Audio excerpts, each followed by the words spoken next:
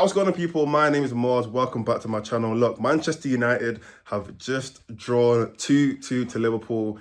I'll be honest, it's a great result for United. Absolutely great result. Everyone before the game was predicting like a 5-0, 3-0 Liverpool. Some people are saying double figures. I saw someone say 110-0 like on a build-up show that I was doing. Look, United managed to get a result. And to be fair, I mean, you look at some of the chances, we probably could have got an even better result. It could have been 3-2, that last chance by Maguire. I'll be honest, I didn't see us go. I didn't when Xerxes got played the ball through. I said to myself, I was sat there with the rest of the team at United stand, and I said to myself, look, they're not going to score this. Either Xerxes is going to take it one-on-one, he's probably going to miss, or he's going to pass it, and Maguire's probably going to miss. And that is what happened. But we did have chances. We did have chances to get the win, but it was a draw. And like I said, considering we are 14th in a terrible run of form, but we lost our last 4 or 5 games. Liverpool are the best team in the league. They didn't look like the best team in the league today, but they are the best team in the league, so it's a great result. Now, I want to go through a couple players. To me, players that standing out today, Bruno Fernandes, amazing assist for Martinez. He's another player that I want to speak about in a second, but great pass. I mean, for a player who's been getting a lot of stick recently from his performances, his consistency today, I thought he had an amazing game. I thought he kept control a bit, very well.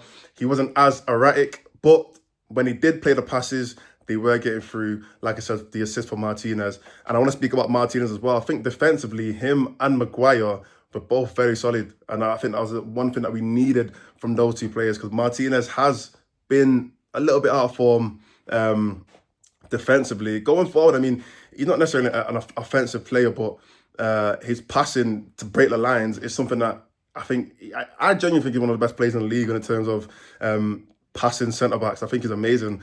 But defensively, he's been a bit underwhelming. Today, I thought he was solid at the back. That goal was an insane goal. Absolutely smashed it into the roof of the net. I'll be honest, I didn't expect it. I did not think I was going there. When he smacked it in, I was thinking, who is this player? Where's this player come from?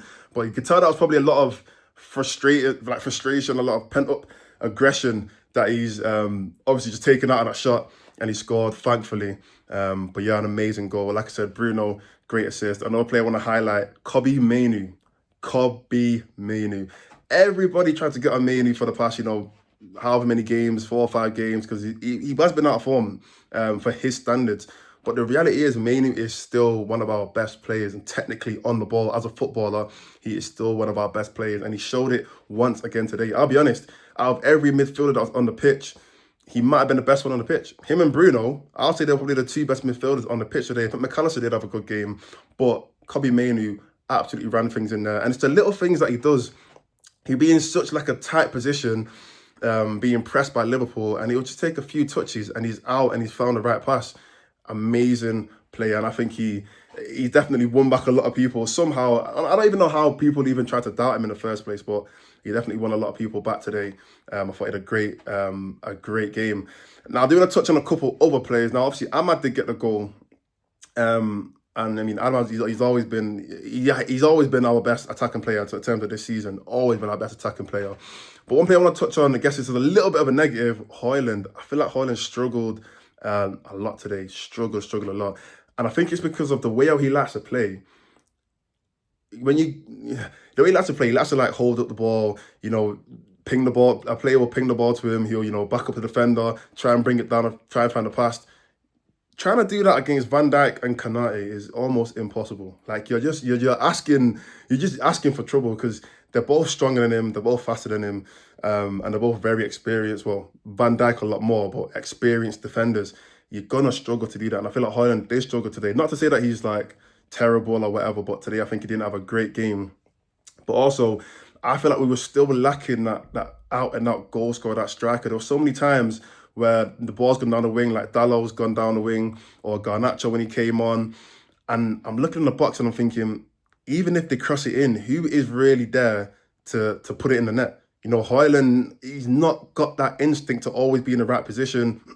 Even when Xerxes came on, again, Xerxes is not necessarily a striker that's going to run and absolutely dive into the box to get that header. We don't have that player, that out-and-out goal scorer, to really get into them positions and score goals. And I feel like Højlund, right now, he's 21 years old. Right now, he doesn't have that in him. I look at a player like Solanke, and everyone says, oh, that they're happy they didn't get Solanke this summer because they don't think Solanke's that good.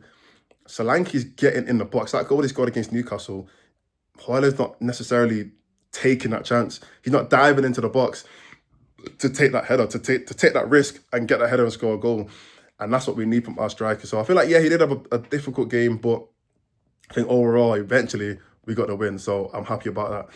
Another player I want to talk about, I think Ugarte had a very, very good game. And before the game, I spoke about how the midfield is going to be the biggest battle. Yes, obviously, offensively, defensively, we need to be good. But Liverpool's midfield is so well balanced. Gravenberch, McAllister, I said before, McAllister had a good game. I think today it was Curtis Jones, but obviously Szoboszlai, he plays in there sometimes. We're going to need our midfield to be super compact, very well organised, and we're going to need some legs in there. We're going to need players to run. And I do think the midfield was open a little bit. There were times where Liverpool it only took about 2 passes and they were completely freedom in the midfield. But Ugarte gets back very, very well. And that's one thing that I've got to give him credit for. He does that to get back, and he does run back very, very well. Mainly, on the other hand, again, great game. But in terms of getting it back, he is sometimes a little bit sluggish. And he does find it difficult. There's a time where I think the ball's got played to Gravenberch, and it only took like 1 touch, and he was past Mainoo, and he just ran past him. That is something that he can work on, build up his physicality, build up his strength, build up his pace, his mobility, agility, and he will obviously get better at it. But playing next to someone like Ugarte does help, and it does help him a lot because Ugarte can help it and get back. So I want to give a bit of credit to Ugarte. I also want to give credit to Dalot, because Dalot actually had another great game as well. I think he absolutely tore Trent to shreds. Trent is probably looking at that flight right now to Madrid because he's thinking, no, after that game, I cannot stay in the Premier League. I never would have thought Dalot, a player who everyone's kind of been criticising this season, rightly so, he hasn't been great, but criticising for his offensive attributes. He's been poor going forward. Trent absolutely held smoke today. Even Garnacho was taking him on. I thought he had a terrible... I mean, I didn't get too much on him, but he had a poor game. And you got to give credit to Dalot, because Dalot had a good game today, putting some good crosses. There was one cross where he's going to give it to, I think, Diallo, and it was just behind him. I was thinking, just put it on the floor or put it a bit in front of him, and it's going to be an easy one-touch finish. There's a little bit behind him. Diallo didn't end up getting it. But I thought he went forward very well. And, he was an addition to our offense.